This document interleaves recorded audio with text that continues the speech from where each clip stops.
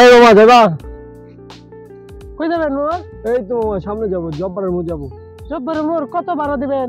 জানেন ভাড়া জানেন? কত টাকা? ভাড়া তো 80 টাকা। 50 টাকা দেবো, যাবা? 50 টাকা গেলে তো লস হয়ে যাবে মামা, 60 টাকা দিন উঠেন। 50 টাকা দিব, যাবা তুমি?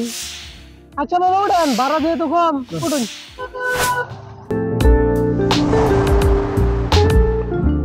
যাবো মামা, যাওয়া গাও।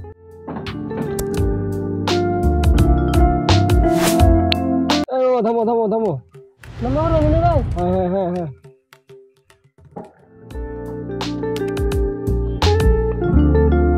এই নাও তোমার ভাড়া 20 টাকা।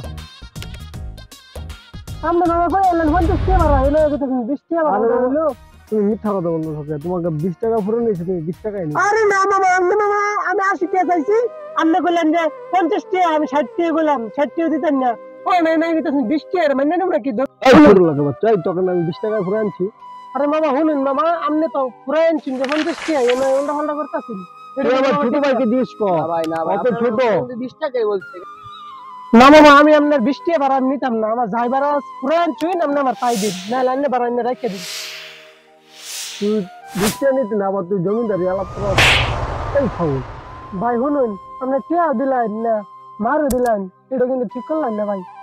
চা, তোর 20 টাকা আমি মসজিদ দান করে দিব, যা। মসজিদে দিলে হইব নাকি? আমার কি আপনি তাই পরিশ্রম করে লইছি, এটা কি আপনি দিলে হইব? আল্লাহ কেন মেনে নিব এটা? ওই কত করিস না, যা, তোর টেয়ে দিতাম না, যা।